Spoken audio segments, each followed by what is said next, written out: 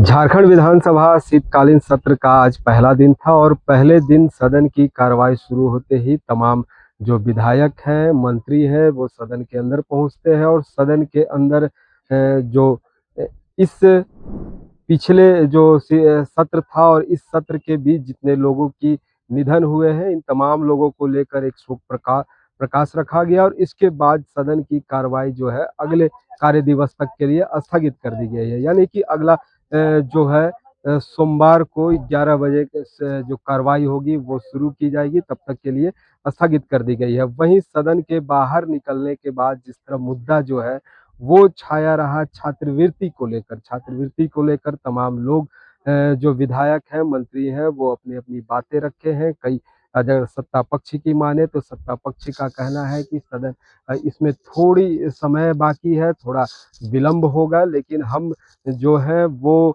छात्रों को छात्रवृत्ति देंगे। वहीं दूसरी ओर अगर देखें, विपक्ष इस पर पूरी तरह से हमलावर है।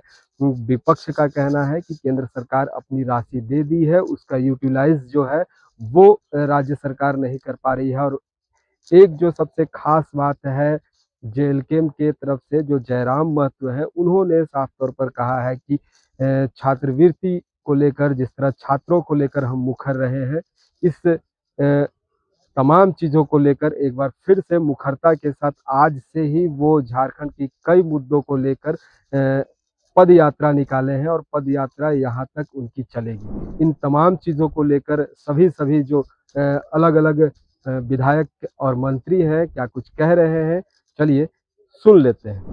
नामेदार होगा, जरूर होगा। वो तो मैदान में पता चलेगा।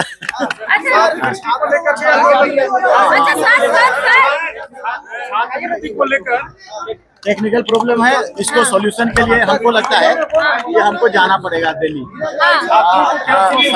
सामाजिक न्याय मंत्रालय से, क्योंकि टेक्निकली वो ओके नहीं करेंगे तब तक यहाँ ओके नहीं होगा। एक टेक्निकल प्रॉब्लम, हमारे पास ऑलरेडी पैसे हैं, मगर उस टेक्निकल प्रॉब्लम को सॉर्ट आउट करने के बाद ही हमारा जितना स्टाइपेंड है वो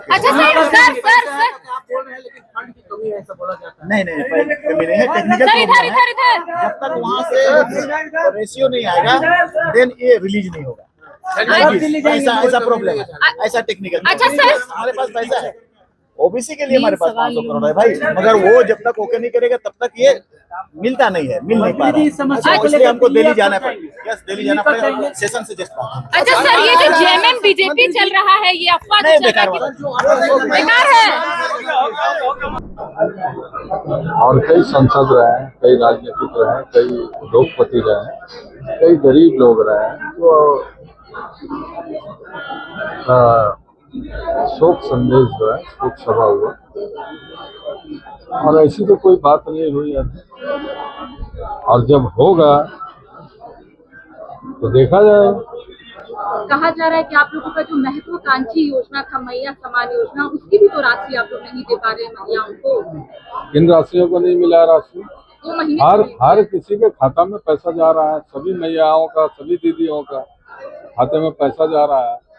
और मैया सम्मान जो है हमारे राज्य के मुख्यमंत्री आदरणीय हेमंत सोरेन जी का बहुत महत्वाकांक्षी योजना है और ये योजना जो है हर बहनों का, दीदियों का, बेटियों का खाता में जा रहा है और इससे विकास से कोई लेना देना नहीं है। विकास एक अलग पहलू है जो आज पूरे झारखंड में कई फ्लाईओवर बन रहे हैं, कई जगह रोड बन रहा है, कई जगह आपका कॉलेज बन रहा है, तो विकास तो कर रहे हैं राज्य के मुख्यमंत्री हेमंत सोरेन जी का नेतृत्व में। क्या दुनिया में नहीं रहे, उनको श्रद्धांजलि अर्पित किया गया, तो आज तो विशेष उसी विषय पर था।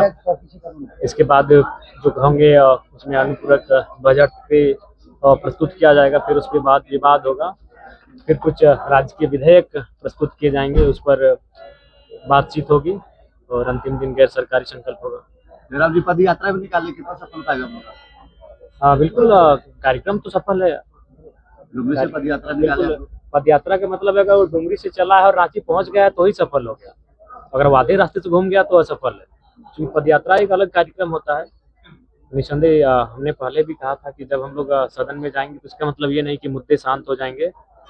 एक टीम सदन में अपना कार्य को संभालेगी तो दूसरी टीम सड़क में अपना कार्य को संभालेगी। तो सड़क और सदन दोनों जगह हम लोग राज्य के छात्रों की बात रहे, राज्य के युवाओं की बात रहे, राज्य के लोगों की बात रहे, उनके मुद्दों को नहीं मिल पाई है सर, उसके लिए क्या मानते हैं? देखिए उसके लिए तो हमें लगता है कि माननीय मुख्यमंत्री को अपोजिशन के लोगों के साथ बैठना चाहिए, क्योंकि इसमें केंद्र का भी अंश होता है और केंद्र अंश तभी होगा जब बातचीत होगी, समन्वय स्थापित होगा, तभी हमें लगता है इस समस्या का समाधान होगा। तो ये बहुत बड़ा दुर्भाग्य है। मंत्री जी को सोचना चाहिए कि अगर टेक्निकल प्रॉब्लम, जब आवास बनना था तो कई सौ करोड़ की लागत से आवास तुरंत बन गया, कोई टेक्निकल प्रॉब्लम नहीं, ना जमीन का प्रॉब्लम होता है, ना उस समय कोई विभाग की अड़चने आती हैं। जब माननीयों को आवास की सुविधा हो तो तुरंत हो जाता है, माननीयों को कोई सुविधा मिलनी हो तो उसमें कोई टेक्निकल प्रॉब्लम नहीं आता है। जब छात्रों को स्कॉलरशिप की बात है तो टेक्निकल प्रॉब्लम लगा देते हैं। तो 1 साल से क्या कर रहे थे? 1 साल चुका आपके कार्यकाल का, और स्कॉलरशिप 1 महीने से बंद नहीं, सालों से बंद है, तो आप क्या कर रहे थे? टेक्निकल फॉल्ट को दूर क्यों नहीं कर पा रहे थे? अगर दूर नहीं कर पा रहे तो मंत्री के पद पे रहना आपको शोभा नहीं देता है? नहीं, बिल्कुल दयनीय है। रो रहे थे बहुत सारे जो छात्र हमसे मिलने आए थे स्कॉलरशिप के मामले को लेकर कि सदन में बात को उठाइएगा, उनकी आंखों में आंसू थे। बहुत ही मतलब मैंने कह सकते हैं बहुत दुखद स्थिति में गुजर रहे हैं झारखंड के छात्र। देखिए ये तो कोई नई नहीं है, ये उस समय का टेट है जब आज हमें लगता है 10 साल हो चुका है। तो कहीं ना कहीं नई चीजें इस राज्य में देखने को नहीं मिल रही है। चलिए अच्छी बात है, उनको किसी को 58, किसी को 55, किसी को 54 वर्ष की अवस्था में सम्मान मिला, मैं उनको शुभकामनाएं देता हूं। लेकिन कहीं ना कहीं नई चीज तो नहीं है, कुछ नया होना चाहिए इस राज्य में। नई सोच के साथ सरकार आई थी, लेकिन नया कुछ नहीं दिख रहा। देखिए जब जब विसंगतियां होंगी, जब जब छात्रों के बीच से हम लोग अपने स्तर से ना कोई मांग करते हैं ना कोई बात रखते हैं, जब छात्रों के बीच से ग्राउंड से जो बातें छनकर आती है, हम उन बातों पर पड़ताल करते हैं, उन बातों का मूल्यांकन करते हैं, उसके पश्चात ही हम लोग किसी प्रकार की रायशुमारी करते हैं, तब जाके कोई बयान या फिर कोई कार्यक्रम करते हैं। तो कहीं ना कहीं वो छात्रों की मांग है और मैक्सिमम छात्रों की मांग है। अगर आपको हमारा ये वीडियो अच्छा लगा तो इसे लाइक करें, शेयर करें और हाँ, सब्सक्राइब करना ना भूलें।